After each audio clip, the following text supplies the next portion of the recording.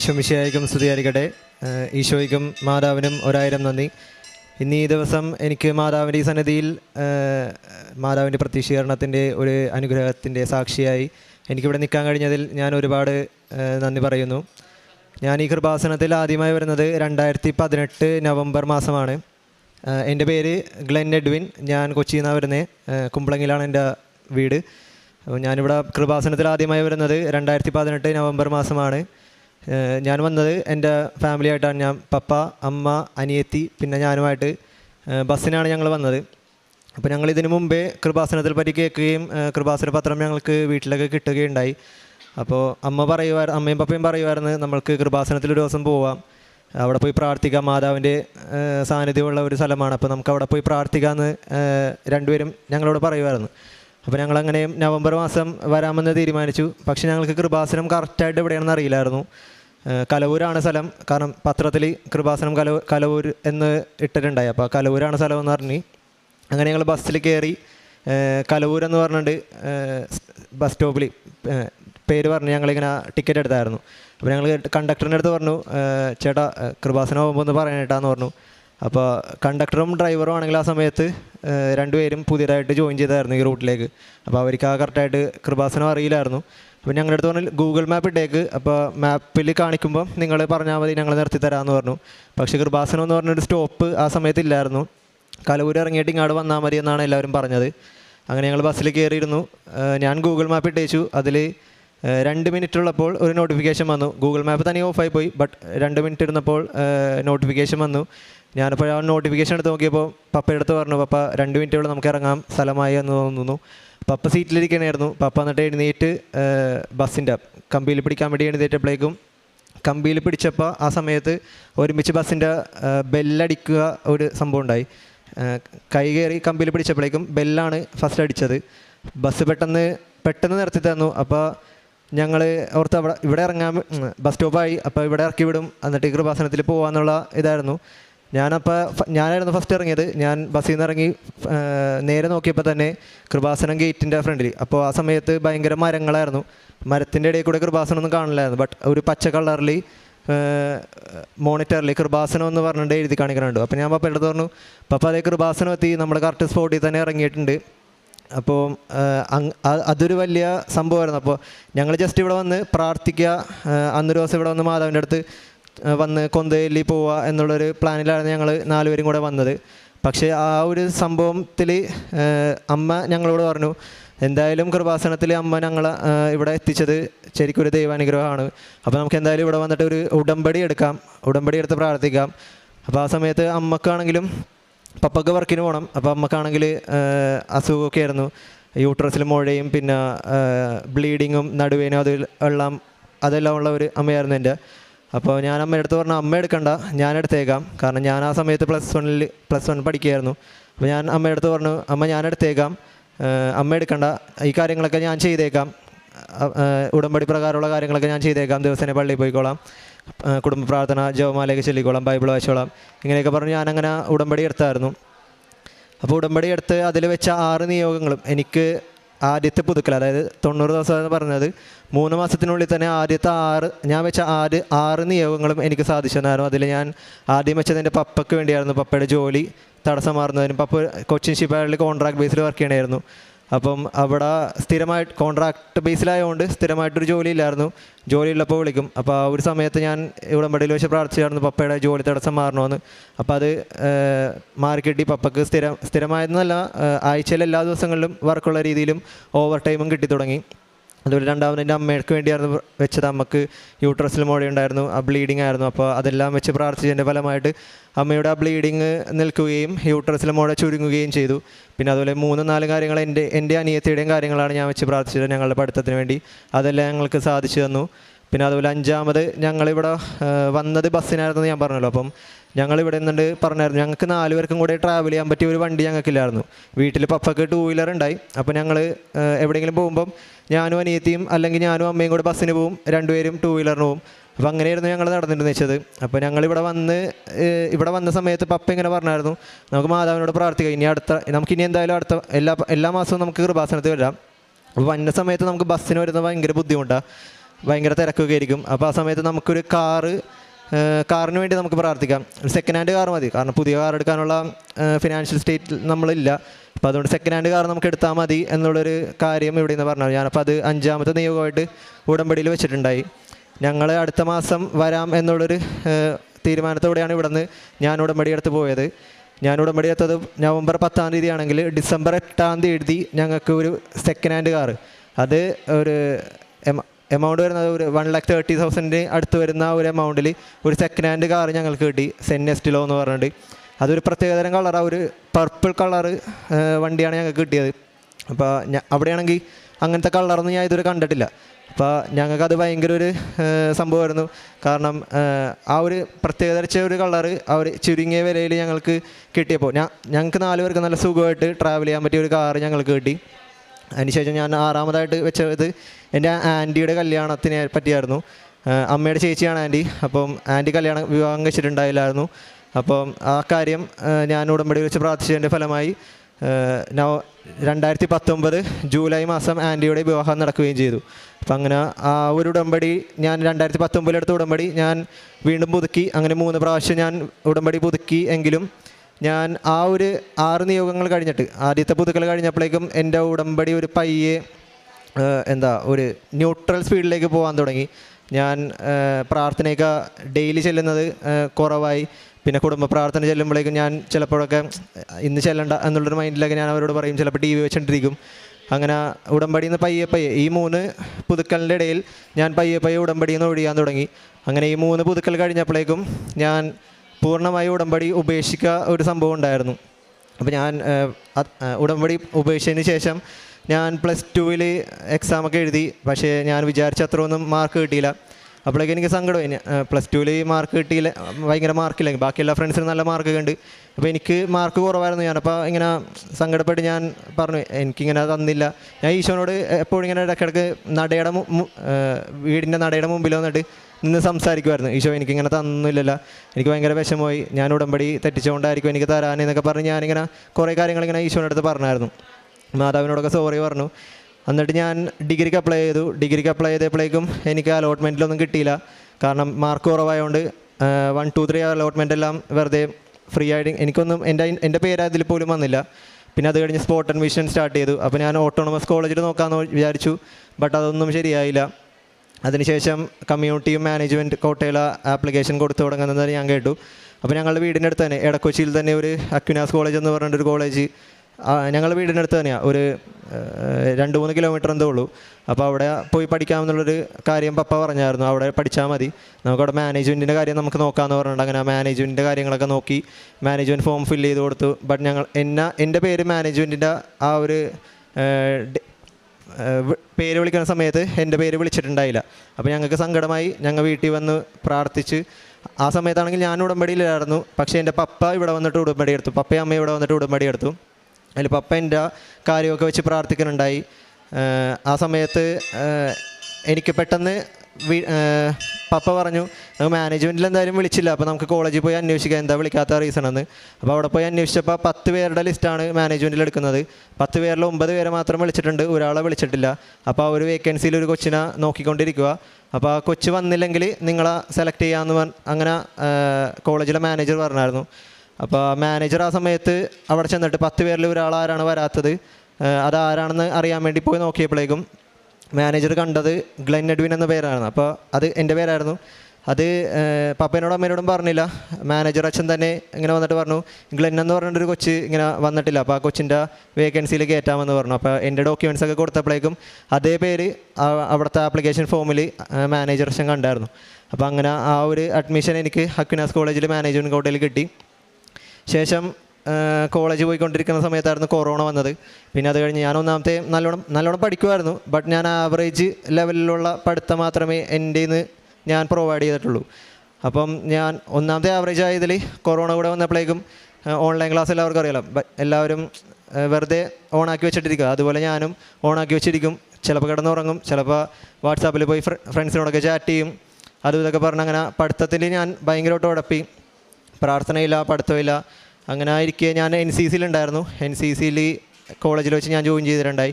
അപ്പോൾ second year ആയപ്പോഴേക്കും ഞാൻ NCCയുടെ RDC ക്യാമ്പ് ഡൽഹിയിൽ ക്യാമ്പ് ഉണ്ടായിരുന്നു, റിപ്പബ്ലിക് ഡേ ക്യാമ്പ്. അപ്പോൾ അതിനുള്ള സെലക്ഷൻ ക്യാമ്പിൽ ഓൾമോസ്റ്റ് 5 ക്യാമ്പ്സ് ഞാൻ അറ്റൻഡ് ചെയ്തായിരുന്നു. ലാസ്റ്റ് ഒരു ക്യാമ്പും കൂടെ ഉണ്ടായി. 6th ക്യാമ്പ് അറ്റൻഡ് ചെയ്ത് കഴിഞ്ഞാൽ നമുക്ക് ഡയറക്റ്റ് ഡൽഹിയിലേക്ക് പോകുമായിരുന്നു. ബട്ട് ഞാൻ 5th ക്യാമ്പ് അറ്റൻഡ് ചെയ്ത് 6th ക്യാമ്പിലേക്കുള്ള സെലക്ഷൻ ക്യാമ്പിൽ ഞാൻ വെച്ച് ഔട്ടായി പോയി.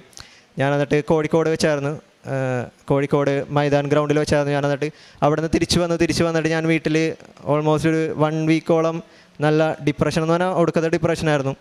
ഭയങ്കരമായിട്ടും സങ്കടം അടിച്ച് അങ്ങനെ ഇരിക്കുകയായിരുന്നു.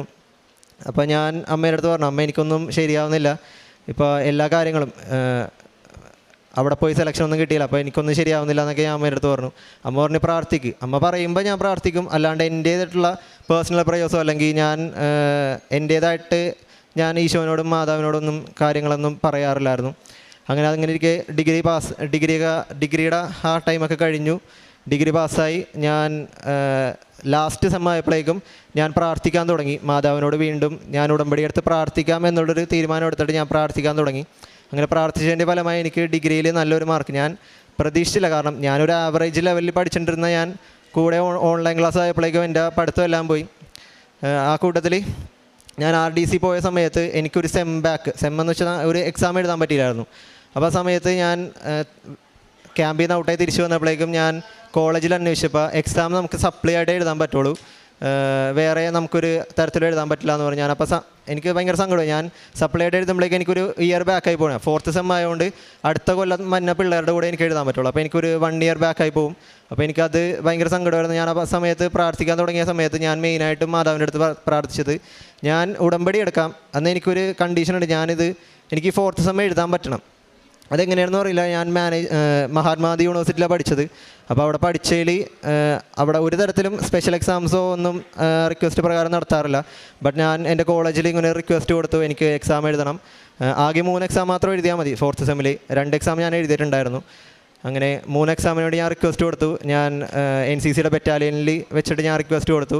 എല്ലാവരും കൂടെ റെക്കമെൻഡേഷൻ എല്ലാം ചെയ്തതിൻ്റെ ഫലമായിട്ട് MG യൂണിവേഴ്സിറ്റി ഒരു സ്പെഷ്യൽ എക്സാം ഇതുവരെ അങ്ങനെ ഒരു കൊച്ചിനും നടത്തിയിട്ടില്ല എന്നാണ് ഞാൻ കേട്ടത്.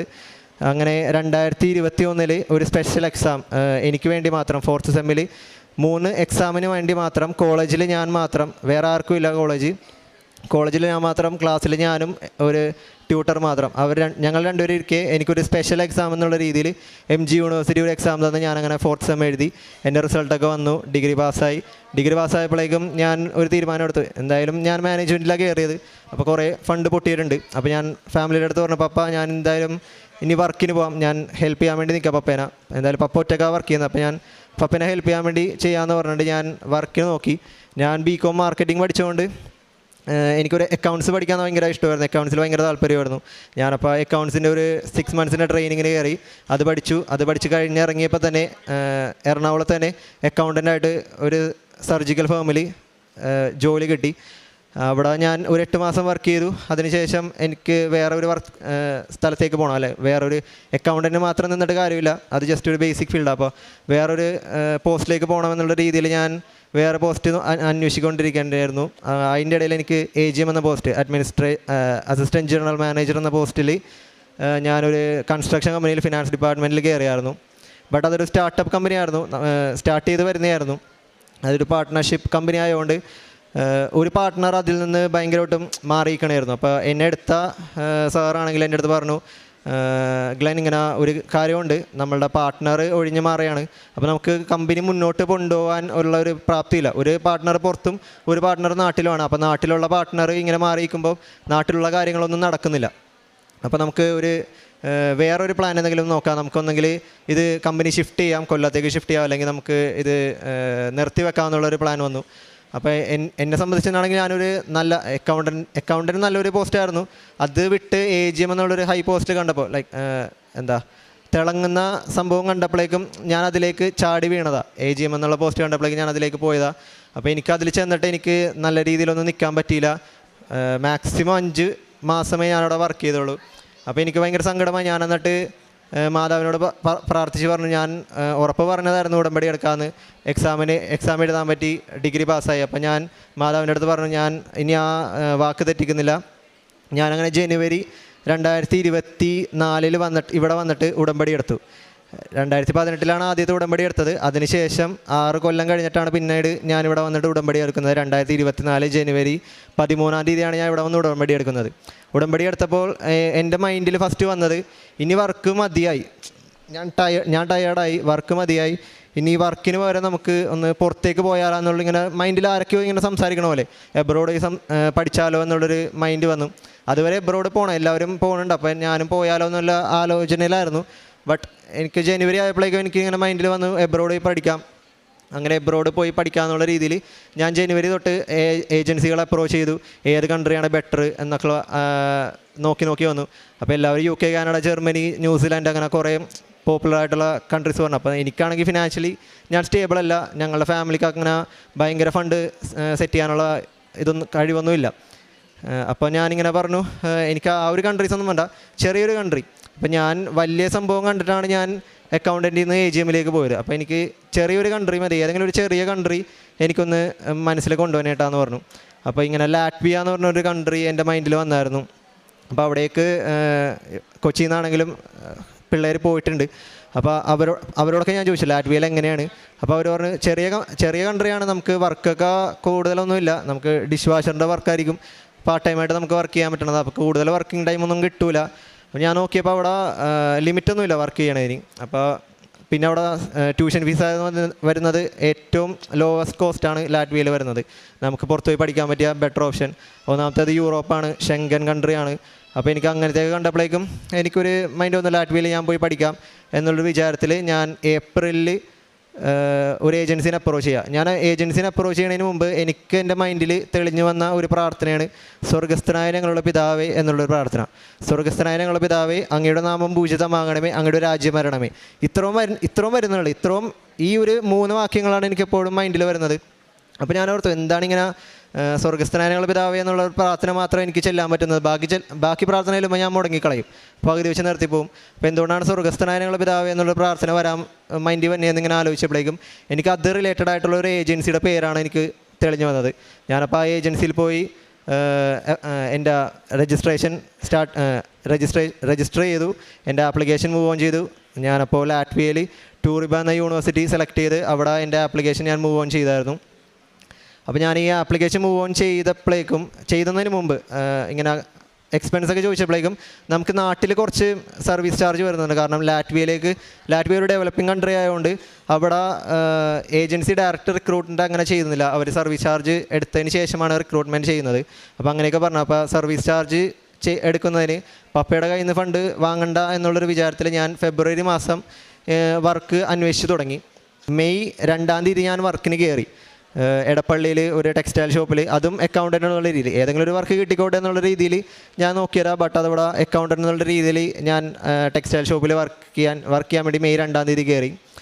അങ്ങനെ മെയ് മാസം ഒരു കുഴപ്പമില്ലായിരുന്നു. ആദ്യത്തെ മാസമൊക്കെ ഞാൻ ഫ്രീ ആയിരുന്നു, എനിക്ക് വലിയ സ്ട്രെസ്സൊന്നും ഉണ്ടായില്ല. ബട്ട് പോകെ 1 മാസം ആയില്ല, അവിടെ ഭയങ്കര പ്രശ്നങ്ങളായി. കാരണം അത് ഒരു 8 മാസമായിട്ടുള്ളൂ ആ ടെക്സ്റ്റൈൽ ഷോപ്പ് സ്റ്റാർട്ട് ചെയ്തിട്ട്. അപ്പോൾ അവിടെ വാങ്ങിച്ചു വെച്ചേക്കുന്ന തുണികളാണെങ്കിലും ഭയങ്കര വില കൂടിയുള്ള പുറത്തു നിന്നൊക്കെ വാങ്ങിച്ചതാണ്. അപ്പോൾ അവർക്ക് ഭയങ്കര ഡെറ്റും ഭയങ്കരമായിട്ടുള്ള കടങ്ങളൊക്കെ ഉണ്ടായി. അപ്പോൾ ആ സമയത്ത് പുറത്തുനിന്നുള്ള ആൾക്കാർ വരെ ടെക്സ്റ്റൈൽ ഷോപ്പിൽ വന്ന് ഭയങ്കര പ്രശ്നങ്ങളായി. ഞങ്ങൾക്ക് തരാനുള്ള പൈസ തന്നെ എന്നുള്ള പ്രശ്നങ്ങളായപ്പോഴേക്കും ഓണർ പയ്യെ മാറി നിൽക്കാൻ തുടങ്ങി. പുള്ളിക്കാരത്തി നാട്ടിലേക്ക് പോകാൻ തുടങ്ങി. ഇവിടെയുള്ള മാമല്ല, പുള്ളിക്കാരത്തി നാട്ടിലേക്ക് പോകാൻ തുടങ്ങി. പിന്നെ ഓഫീസിലാണെങ്കിലും പോയിരിക്കാൻ തുടങ്ങി. അങ്ങനെ ലാസ്റ്റ് ആ ഒരു വർക്കിൽ നിന്ന് ഞാൻ ഇറങ്ങാനുള്ള രീതിയിൽ ഞാൻ അവരോട് പറഞ്ഞു, ഞാൻ വർക്ക് നിർത്തിയാണ്. നോട്ടീസ് പീരീഡ് 1 മന്ത് പറഞ്ഞിട്ടുണ്ടായി. ഞാനപ്പോൾ ജൂണിലാണ് ഞാൻ പറയുന്നത്, ഞാൻ വർക്കിൽ നിന്ന് ഇറങ്ങിയാണ്, എനിക്ക് മതിയായിട്ട് സ്ട്രെസ്സാണ്, എനിക്കിതൊന്നും പറ്റില്ല എന്ന് പറഞ്ഞു. അങ്ങനെ ഞാൻ 1 മന്ത് നോട്ടീസ് പീരീഡ് കൊടുത്തു. പക്ഷേ അവർ ഒരു കണക്കിനും അത് സമ്മതിക്കുന്നില്ലായിരുന്നു. ഞാൻ എന്നിട്ട് ജൂണിൽ 12 വർക്ക് നിർത്തി ഇറങ്ങി. ഇറങ്ങിയതിൻ്റെ പിറ്റേ ദിവസം ഞാനിവിടെ വന്നിട്ട് ഉടമ്പടി എടുത്തു. 2ാമത് ഞാൻ ഉടമ്പടി എടുത്ത് ജൂൺ 13 ഞാനിവിടെ വന്നിട്ട് ഉടമ്പടി എടുത്തായിരുന്നു. അപ്പോൾ ആ സമയത്ത് ഞാൻ ഉടമ്പടി എടുത്തപ്പോൾ അവർ പറഞ്ഞത്, നിനക്കെതിരെ കേസ് വരും, ഇപ്പോൾ ഇറങ്ങിപ്പോയാൽ നിനക്കെതിരെ കേസ് വരുമെന്ന് പറഞ്ഞായിരുന്നു. ഞാനതൊന്നും മൈൻഡ് ചെയ്തില്ല. ബട്ട് ഉടമ്പടി എടുത്ത് കഴിഞ്ഞപ്പോഴേക്കും എനിക്ക് മൈൻഡിൽ വന്നു, കേസ് എന്തായാലും നീ നേരിടണം, എന്തോ ഒരു പ്രതിസന്ധി വരുന്നുണ്ട്, അത് നീ നേരിടണമെന്ന് പറഞ്ഞു. അങ്ങനെ 13 ഉടമ്പടി എടുത്ത് അതിൻ്റെ പിറ്റേ ചൊവ്വാഴ്ച 16 ഞാൻ ഉടമ്പടി പ്രാർത്ഥന കൂടുന്ന സമയത്ത് എനിക്ക് പോലീസ് സ്റ്റേഷനിൽ നിന്ന് കോൾ വന്നു, ഇങ്ങനെ ഒരു കമ്പനിയിൽ നിന്ന് നീ ഇറങ്ങിപ്പോയിട്ടുണ്ട്, അപ്പോൾ അവരോട് പറയാണ്ട് അക്കൗണ്ട്സ് ഒന്നും കംപ്ലീറ്റ് ചെയ്യാണ്ടാണ് നീ ഇറങ്ങിപ്പോയത്, ഒരു കേസ് ഫയൽ ചെയ്തിട്ടുണ്ട്, അപ്പോൾ നീ അത് ബുധനാഴ്ച തന്നെ വന്നിട്ട് പോലീസ് സ്റ്റേഷനിൽ ഹാജരാവണമെന്ന് പറഞ്ഞു. അങ്ങനെ ഞാൻ ബുധനാഴ്ച പപ്പേനെയും മമ്മീനായിട്ട് പോയി. ഞങ്ങൾ വീട്ടിൽ നിന്ന് ഇറങ്ങുന്നതിന് മുമ്പ് ഞാൻ പ്രത്യക്ഷീകരണ പ്രാർത്ഥന ചൊല്ലിയിട്ടുണ്ടായിരുന്നു. തിരികത്തിച്ച് പ്രത്യക്ഷീകരണ പ്രാർത്ഥനയിൽ മാതാവിൻ്റെ ലോക്കറ്റും കൊന്തയും ഉടമ്പടി തൈലവും തലയിലിട്ടിട്ടാണ് ഞാൻ പോയത്. അപ്പോൾ അവിടെ ചെന്ന് പോലീസിൻ്റെ അടുത്ത് എല്ലാ കാര്യങ്ങളും സംസാരിച്ച്, അപ്പോൾ അവർ പറഞ്ഞു നീ ഇറങ്ങിയത് വരെയുള്ള കാര്യങ്ങളെല്ലാം ചെയ്ത് തീർക്കാൻ പറഞ്ഞു. അങ്ങനെ ഞാനതെല്ലാം ചെയ്ത് തീർത്തു. കമ്പനിയിൽ നിന്ന് ഇറങ്ങി പോലീസ് സ്റ്റേഷനിൽ വന്നപ്പോഴേക്കും പോലീസുകാർ അവരോട് പറഞ്ഞു ഇനി ഇത് കോംപ്രമൈസ് ആക്കി വിട്ടാൽ മതി, വേറെ കേസിലേക്കൊന്നും പോകണ്ട. അങ്ങനെ അത്ഭുതകരമായിട്ട് ആ ഒരു കേസിൽ നിന്ന് എനിക്ക് വിടുതൽ വന്നു. കാരണം പോലീസുകാർ പറഞ്ഞു ഇങ്ങനത്തെ ഒരു സംഭവമൊന്നുമില്ല, ആരെയും നിർബന്ധിച്ച് വർക്കിപ്പിക്കുന്ന ഒരു രീതിയൊന്നും നമ്മുടെ കേരളത്തിലില്ല, അപ്പോൾ അതുകൊണ്ട് ഇത് കോംപ്രമൈസുള്ള രീതിയിൽ നിർത്തി പോകാൻ വേണ്ടി പറഞ്ഞു. അങ്ങനെ ആ കേസ് മാതാവിൻ്റെയും ഈശോൻ്റെയും അനുഗ്രഹത്തോടെ എനിക്ക് ആ കേസ് ക്ലോസ്ഡായി വന്നു. അതിനുശേഷം ഞാൻ എൻ്റെ അബ്രോഡ് സ്റ്റഡി, ഞാൻ വർക്കെല്ലാം നിർത്തി, ഇനി വർക്കിന് പോകാനുള്ള രീതിയിൽ ഞാൻ നിർത്തിയെല്ലാം. എന്നിട്ട് അബ്രോഡ് സ്റ്റഡീസിനുള്ള ഫുൾ ഫോക്കസ് ചെയ്തു. ഞാൻ ഏപ്രിലിൽ കൊടുത്ത പ്രോസസ്സ് ആപ്ലിക്കേഷൻ എല്ലാം മൂവ് ഓൺ ചെയ്തിട്ട് യൂണിവേഴ്സിറ്റിയിൽ നിന്ന് ഇൻ്റർവ്യൂ അറ്റൻഡ് ചെയ്തു. ഓഫർ ലെറ്റർ വന്നിരിക്കുകയായിരുന്നു. എന്നിട്ട് ഞാൻ ബാങ്ക് ലോണിൽ അപേക്ഷിച്ചപ്പോഴേക്കും എനിക്ക് 2 മാസത്തെ ഡിലേ. 2 മാസം എന്ന് പറഞ്ഞാൽ അത് ഭയങ്കര ഒരു ഷോക്കായിരുന്നു. ഞാൻ ഒരു മാസം ബാങ്കിൽ കംപ്ലീറ്റ്ലി എല്ലാ ആഴ്ചയെന്ന് വെച്ചാൽ ആഴ്ചയിൽ 2 ദിവസമൊക്കെ ബാങ്കിൽ നടക്കുമായിരുന്നു. ലോൺ ശരിയാവും അവർ പറഞ്ഞ് ഡോക്യുമെൻറ്റ്സൊക്കെ കൊടുത്ത്. ബട്ട് ഒരു മാസം അവർ ലാഗ് അടുപ്പിച്ചു, ഒന്നും ശരിയാവുന്നില്ല. എന്നിട്ട് ലാസ്റ്റ് അവർ പറഞ്ഞു ലാറ്റ്വിയയിലേക്ക് നിങ്ങൾക്ക് ലോൺ അപ്ലൈ ചെയ്യാൻ പറ്റുന്നില്ല, പ്രോസസ്സിങ് ടീം നോക്കിയപ്പോൾ അവിടെ പറ്റുന്നില്ല എന്നാണ് പറഞ്ഞാൽ. ഞാനപ്പോൾ ഉടമ്പടിയിൽ ഉറച്ച് വിശ്വസിച്ച് ഞാൻ പിന്നെ ഈ ജൂണിലെടുത്ത ഉടമ്പടിയിൽ ഞാൻ ഈ കാര്യം കൂടെ ഏൽപ്പിച്ച് വെച്ചിട്ടുണ്ടായി, എൻ്റെ ലാറ്റ്വിയയിലേക്ക് പോകാനുള്ള കാര്യം. ഞാനപ്പോൾ അത് ജൂൺ മാസം അവസാനമായപ്പോഴേക്കും എൻ്റെ ട്യൂഷൻ ഫീസ് ഞാൻ അടച്ചു. അപ്പോൾ അടച്ചു കഴിഞ്ഞപ്പോഴേക്കും അവർ പറഞ്ഞു പ്രോസസ്സിങ് ഒരു 3 മാസത്തോളം ദീർഘമുള്ള പ്രോസസ്സാണ് ലാറ്റ്വിയയിലേക്ക്. വിസയൊക്ക റിജക്ഷൻ എന്താ പറയുക 60-40 ആ ഒരു പെർസെൻറ്റേജാണ് നിൽക്കുന്നത്. റിജക്ഷൻ കിട്ടും, എന്തായാലും പ്രോസസ്സ് മൂവ് ഓൺ ചെയ്യുകയെന്ന് പറഞ്ഞു. അങ്ങനെ പ്രോസസ്സ് ചെയ്തു. എൻ്റെ അടുത്ത് 3 മാസം പറഞ്ഞ പ്രോസസ്സ് എനിക്ക് 1.5 മാസം കൊണ്ട് മാതാവ് നടത്തി തന്നു. 1.5 മാസം എന്ന് വെച്ചാൽ ട്യൂഷൻ ഫീസ് അടച്ചതിന് ശേഷം പ്രോസസ്സിങ് ഡോക്യുമെൻറ്റ്സ് എല്ലാം ഒരു ഡിലേ വരും. അതെന്തായാലും അവിടെ പോയി വെരിഫൈ ചെയ്യണം, എംബസിയിൽ പോയി വെരിഫൈ ചെയ്യണം, ഇതെല്ലാം കഴിഞ്ഞ് 3 മാസം ആവുമെന്ന് പറഞ്ഞു. ബട്ട് എനിക്ക് 1.5 മാസത്തിനുള്ളിൽ തന്നെ മാതാവ് എനിക്ക് ആ ഒരു കാര്യം സാധിച്ചു തന്നു. അതിനുശേഷം ജൂലൈ 9-ാം തീയതി ഞാൻ വിസക്ക് വെക്കുമായിരുന്നു. അപ്പോൾ ഞാൻ 8-ാം തീയതി ഇവിടെ വന്നിട്ട് അച്ഛനെ കാണാമെന്നുള്ള രീതിയിൽ വന്നു. ബട്ട് എനിക്ക് അച്ഛനെ കാണാൻ പറ്റിയില്ല. ഞാനപ്പം അവിടെ വന്നിട്ട് അച്ഛൻ്റെ ബ്ലെസ്സിങ് വാങ്ങിച്ചിട്ടാണ് ഞാൻ പോയത്. പാസ്പോർട്ട് ഞാൻ അച്ഛനെ കൊണ്ട് ബ്ലെസ് ചെയ്യിപ്പിച്ചു, എൻ്റെ തലയിൽ കുരിശ് വരച്ചു. അങ്ങനെ 8-ാം തീയതി വന്നു. 9-ാം തീയതി വന്നിട്ട് 9-ാം തീയതി ഞാൻ പോയി വിസക്ക് വെച്ചു. വിസക്ക് വെച്ചപ്പോൾ അവർ പറഞ്ഞു 15 to 20 ഡേയ്സാണ് പ്രോസസ്സിങ് പീരീഡ് വിസ കിട്ടാൻ. അതിനുള്ളിൽ പ്രാർത്ഥിക്കുക, കാരണം ലാറ്റ്വിയ ആയതുകൊണ്ട് ഉറപ്പ് വരുന്നില്ല. ഫസ്റ്റ് തന്നെ ഞാൻ ആ ലാറ്റ്വിയയിലേക്ക് വെച്ചത്, വേറെ ഒരു പിള്ളേരും വെച്ചിട്ടുണ്ടായില്ല. അപ്പോൾ ഞാൻ വെച്ചപ്പോഴേക്കും അവർ പറഞ്ഞിട്ട് 15 to 20 ഡേയ്സിനുള്ളിൽ മെസ്സേജ് വന്നാൽ ഓക്കെയാണ്, വിസ അപ്രൂവ്ഡ് ആണെന്ന് പറഞ്ഞു. അപ്പോൾ ആ സമയത്ത് ഞങ്ങൾ വീട്ടിൽ വെച്ചിട്ട് ഒരു തീരുമാനമെടുത്തു. ഞാനും പപ്പയും കൂടെ വേളാങ്കണ്ണി പോയി മാതാവിൻ്റെ സന്നിധിയിൽ പോയി പ്രാർത്ഥിക്കാമെന്നുള്ളൊരു തീരുമാനമെടുത്തു. അങ്ങനെ 22-ാം തീയതി ഞങ്ങൾ വേളാങ്കണ്ണി പോവുകയാണ്. ടിക്കറ്റ് എടുക്കുന്ന സമയത്ത് ഞങ്ങൾ ഒരാഴ്ച മുമ്പ് ടിക്കറ്റ് എടുത്തായിരുന്നു. ടിക്കറ്റ് എടുക്കുന്ന സമയത്ത് എനിക്കിങ്ങനെ പ്രോസസ്സിങ്ങിൻ്റെ വിസക്ക് വെച്ചതിന് ശേഷം എനിക്ക് 23-24 എന്നുള്ള ഡേറ്റ് മൈൻഡിൽ വരുമായിരുന്നു. 23-24. അപ്പോൾ ഞാനിങ്ങനെ വെച്ച് പ്രാർത്ഥിക്കും 23-24 എന്തായിരിക്കും, ചിലപ്പോൾ ഞാൻ വിസക്ക് വെക്കണമായിരിക്കും. പക്ഷേ എനിക്ക് വിസക്ക് വെക്കാൻ പറ്റിയില്ല. ജൂൺ 23-24 വിസക്ക് വെക്കാൻ പറ്റിയില്ല. ജൂലൈ 9-നാണ് വെച്ചത്. അപ്പോൾ ഞാൻ വേളാങ്കണ്ണി പോകാൻ ഡേറ്റ് എടുത്തത് 22-ാം തീയതി ടിക്കറ്റ് എടുത്തു. അപ്പോൾ ചിലപ്പോൾ മാതാവിൻ്റെ സന്നിധിയിൽ 23-24 തീയതി അവിടെ ഉണ്ടാവും എന്നുള്ള വിചാരത്തിൽ ഞാൻ അങ്ങനെ ഇരുന്നു. പക്ഷേ അതുമായിരുന്നില്ല. 23-ാം തീയതി ഞങ്ങൾ വേളാങ്കണ്ണിയിലെത്തി. അപ്പോൾ ഞാൻ ഓർത്ത് മാതാവിൻ്റെ സന്നിധിയിൽ 23-ാം തീയതി എത്താൻ ആ ഒരു ഡേറ്റ് ആയിരിക്കും കാണിച്ചു തന്നെയെന്ന് വിചാരിച്ചു. അപ്പോൾ എൻ്റെ അടുത്ത് ഏജൻസിയിൽ നിന്ന് ഇങ്ങനെ കോൺടാക്ട് ചെയ്തിട്ട് പറഞ്ഞു ഗ്ലെന്നിൻ്റെ വിസയുടെ മെസ്സേജ് വന്നോന്ന് ചോദിച്ചു. എൻ്റെ കൂടെ വെച്ച വേറൊരു കുട്ടിക്ക് വന്നെന്ന് പറഞ്ഞു. അപ്പോൾ ഞാൻ പറഞ്ഞു എനിക്ക് വന്നിട്ടില്ല, എന്തായിരിക്കും എനിക്ക് വരാത്തതെന്ന് ഓർത്താണ് ഞാൻ സങ്കടപ്പെട്ട് പ്രാർത്ഥിച്ചു. അപ്പോൾ ഞാൻ അവിടെ എന്തായാലും മാതാവുണ്ടല്ലോ, അപ്പോൾ ഞാൻ മാതാവിൻ്റെ അടുത്ത് കരഞ്ഞു പോയി പ്രാർത്ഥിച്ച് കുറേ കാര്യങ്ങളിങ്ങനെ പറഞ്ഞു. എന്നിട്ട് അവിടെ ആ ഒരു മണ്ണിൽ നിരങ്ങിയൊക്കെ ചെയ്തു.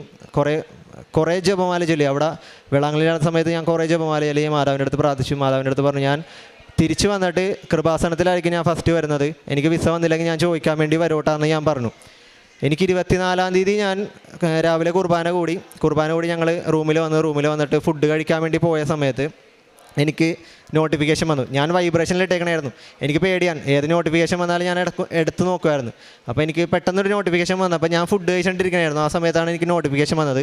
നോട്ടിഫിക്കേഷൻ വന്നിട്ട് എനിക്ക് ചോറ് ഇറങ്ങാനോ വിഴുങ്ങാനോ പറ്റുന്നില്ല. ലൈക്ക് തൊണ്ടയിൽ തന്നെ നിൽക്കുകയായിരുന്നു.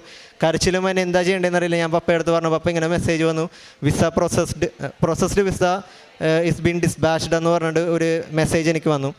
അങ്ങനെ ഞാൻ മാതാവിൻ്റെ സന്നിധിയിൽ വെച്ച്, വെള്ളാങ്കണ്ണിയിലാണെങ്കിലും മാതാവിൻ്റെ സന്നിധിയിൽ വെച്ചിട്ട് എനിക്ക് ആ ഒരു മെസ്സേജ് വന്നപ്പോഴേക്കും എനിക്ക് ഭയങ്കര ഇതായിരുന്നു, ഭയങ്കര ഒരു എഫക്റ്റായിരുന്നു. എനിക്ക് കൈയൊക്കെ വിറക്കുന്നു എല്ലാ സംഭവവും. അപ്പോൾ ഞാൻ മാതാവിൻ്റെ അടുത്ത് പറഞ്ഞു, മാതാവേ, ഞാൻ ഉറപ്പായിട്ടും കൃപാസനത്തിൽ വന്ന് ഇത് സാക്ഷ്യപ്പെടുത്തും, എന്നെ ഒരു സാക്ഷിയാക്കണമേ, എനിക്ക് 2018 കാര്യങ്ങളെല്ലാം ഇവിടെ നിന്ന് പറയാനുള്ള എനിക്കൊരു സാക്ഷിയാക്കണമേ എന്നുള്ളൊരു കാര്യം ഞാൻ മാതാവിൻ്റെ അടുത്ത് പറഞ്ഞു. അങ്ങനെ ഞങ്ങൾ വീട്ടിൽ വന്നു. വിസ വന്നു എന്ന് പറഞ്ഞ മെസ്സേജ് കഴിഞ്ഞ് 2 ദിവസത്തിന് ശേഷം എനിക്ക് എൻ്റെ കയ്യിൽ എൻ്റെ വിസ അടിച്ച പാസ്പോർട്ട് എൻ്റെ കയ്യിൽ, എൻ്റെ വീട്ടിൽ തന്നെ അവർ കൊറിയർ കൊണ്ട് തന്നു. അവർ പറഞ്ഞ് നമ്മൾ കൊറിയർ ഓഫീസിൽ പോയി വാങ്ങണമെന്ന് പറഞ്ഞു. ബട്ട് എനിക്ക് വീട്ടിലാണ് എൻ്റെ പാസ്പോർട്ട് അടിച്ച് വന്നത്. അങ്ങനെ ആ ഒരു വലിയൊരു അനുഗ്രഹം, ഞാൻ ആഗ്രഹിച്ച സ്ഥലം, ഞാൻ ആഗ്രഹിച്ച course MBA masters in business administration, അത് ഇൻ്റർനാഷണൽ ബിസിനസ് എന്നുള്ള ഒരു കോഴ്സാണ് ഞാൻ എടുത്തേക്കുന്നത്. ആഗ്രഹിച്ച കോഴ്സിൽ തന്നെ മാതാവ് എനിക്ക് ആ ഒരു വലിയ അനുഗ്രഹം തന്നു. അതുപോലെ ഞാനിപ്പം പ്രേക്ഷിത പ്രവർത്തനമായിട്ട് ഞാൻ ആദ്യം എടുത്തപ്പോൾ ഞാനൊന്നും അങ്ങനെ ചെയ്യുന്നില്ലായിരുന്നു. പത്രം വാങ്ങി കൊടുക്കുമെങ്കിലും എനിക്ക് ഭയങ്കര നാണമായിരുന്നു. ഇത് ആൾക്കാർ വാങ്ങിച്ചത് എന്ത് പറയും, നമ്മൾ ബാക്കി ഹിന്ദുസിനും ബാക്കി റിലീജിയനുള്ള ആൾക്കാർക്ക് കൊടുക്കുമ്പോൾ അവരൊക്കെ എന്ത് പറയും എന്നുള്ളൊരു ഷൈയോടെയാണ് ഞാൻ പോയത്. ഞാൻ ഒരിടക്ക് മാസ്ക് ഒക്കെ വെച്ച് പോയിട്ടുണ്ട് പത്രം കൊടുക്കാൻ വേണ്ടി. ഭയങ്കര നാണമായിരുന്നു. എന്നിട്ട് അതിനുശേഷം ഞാനിപ്പോൾ 13-ാം തീയതി ജൂൺ 13-ാം തീയതി എടുത്ത ഉടമ്പടിക്ക് ശേഷം ഞാൻ പത്രം കൊടുക്കുന്നത് ഭയങ്കര ഹാപ്പി ആയിട്ടാണ്. കാരണം എനിക്ക് കിട്ടിയ അനുഗ്രഹം ഞാൻ ബാക്കിയുള്ളവരുടെ അടുത്ത് പറഞ്ഞുകൊണ്ടാണ്. ഇങ്ങനെ കൃപാസനം വരിക, നിങ്ങൾ ഭയങ്കര ഹാപ്പി ആയിരിക്കും, എല്ലാ കാര്യങ്ങളും സാധിച്ചു കിട്ടും. അമ്മ മാതാവ് വഴി ഈശോ ഓരോ കാര്യങ്ങളും ഇങ്ങനെ പറഞ്ഞ് ഏൽപ്പിച്ച് കൊടുത്തിട്ടുണ്ട്. ആ കാര്യങ്ങളെല്ലാം നമുക്ക് കിട്ടും എന്നുള്ള രീതിയിൽ ഞാൻ പത്രം കൊടുക്കുമ്പോൾ എല്ലാവരുടെ അടുത്തും പറഞ്ഞ് പത്രം കൊടുക്കുകയായിരുന്നു. പിന്നെ പ്രേക്ഷിത പ്രവർത്തനം കൂടുതലൊന്നും ചെയ്യാൻ എനിക്ക് അറിയില്ലായിരുന്നു സത്യം പറഞ്ഞാൽ. ഫുഡ് കൊടുക്കുന്ന കാര്യത്തിലാണെങ്കിലും ഞാനങ്ങനെ ഫുഡൊന്നും ആൾക്കാർക്കൊന്നും കൊടുത്തിട്ടില്ല. ബട്ട് ഞാൻ ഈശോനോട് പ്രാർത്ഥിക്കുമായിരുന്നു. പള്ളിയിൽ പോക്കെല്ലാം എനിക്ക് ഈ ഇടയായിട്ട് ഭയങ്കരമായിട്ടും കൂടി. ജൂൺ തൊട്ട് ഞാൻ എല്ലാ ദിവസവും മുടങ്ങാണ്ട് പള്ളിയിൽ പോകും. പള്ളിയിൽ പോയില്ലെങ്കിൽ എനിക്ക് ഭയങ്കര അസ്വസ്ഥതയായിരിക്കും. രാവിലെ 5:30 എന്ന് പറയുമ്പോൾ 5:15 തന്നെ ഞാൻ എണീറ്റ് ഫ്രഷായി പ്രത്യക്ഷീകരണ പ്രാർത്ഥന ചൊല്ലി തുടങ്ങി. ജപമാല ചൊല്ലും, പേഴ്സണൽ പ്രയേഴ്സ് പോലും. ഉച്ചയ്ക്ക് വീട്ടിൽ ഇരുന്നുണ്ട് ഈശോൻ്റെ കരുണക്കൊന്ത ചൊല്ലും. അങ്ങനെ കുറേ പേഴ്സണൽ പ്രയേഴ്സൊക്കെ ഞാൻ ചെല്ലാൻ തുടങ്ങി. ഭയങ്കര മാറ്റമാണ് എനിക്ക് വന്നത്. ഇപ്പോൾ ഞാൻ ലാറ്റ്വിയയിലേക്ക് പോകാൻ വേണ്ടി ഇരിക്കുക. അപ്പോൾ ഞാൻ ഇവിടെ നിന്ന് പോയാലും ഞാൻ ലാറ്റ്വിയ ചെന്നാലും ഞാൻ അവിടെ എനിക്ക് പറ്റാവുന്ന രീതിയിൽ ഞാൻ ഈശോയെ പറ്റി പറയും, മാതാവിനെ പറ്റി പറയും, വചനപ്രഘോഷണം നടത്തുകയും ചെയ്യും. ഉറപ്പായിട്ട് ഞാൻ വചനപ്രഘോഷണം നടത്തും. കാരണം ഞാനിപ്പോൾ തന്നെ തുടങ്ങിയിട്ടുണ്ട്. ഞാൻ വാട്സാപ്പിലൊക്കെ സ്റ്റാറ്റസ് ഇടാൻ വേണ്ടി തുടങ്ങിയിട്ടുണ്ട് ഓരോ ബൈബിൾ റീഡിങ്ങും. അപ്പം ഞാനിപ്പോൾ ഓരോ ബൈബിൾ റീഡിങ് എടുക്കുമ്പോഴും അന്ന് എന്താണ് എന്നോട് ഈശോ ചെയ്യാൻ വേണ്ടി പറയുന്നത് എന്നുള്ള രീതിയിലാണ് പറയുന്നത്. അപ്പോൾ ആ കാര്യങ്ങളെല്ലാം ഞാൻ സ്റ്റാറ്റസ് ആക്കിയും ഫ്രണ്ട്സിനൊക്കെ ഷെയർ ചെയ്ത് കൊടുക്കാറുണ്ട്. ഞാനിപ്പോൾ ഉടമ്പടി പ്രാർത്ഥന എല്ലാ ചൊവ്വാഴ്ചയിലും മുടക്കം ഞാൻ കൂടാറുണ്ട്. ഇപ്പോൾ ഇത്രയും വലിയ അനുഗ്രഹം ഞാനിവിടെ നിന്ന് മാതാവിൻ്റെ മുൻപിൽ, ഇത്രയും വലിയ ആൾക്കാരുടെ മുൻപിൽ മാതാവിനെ വലിയൊരു സാക്ഷിയായി തീർത്തതിന് എൻ്റെ മാതാവിനും ഈശോപ്പയ്ക്കും ഞാൻ ഭയങ്കരമായിട്ടും ഹാപ്പിയായിട്ട് ഞാൻ നന്ദി പറയുന്നു.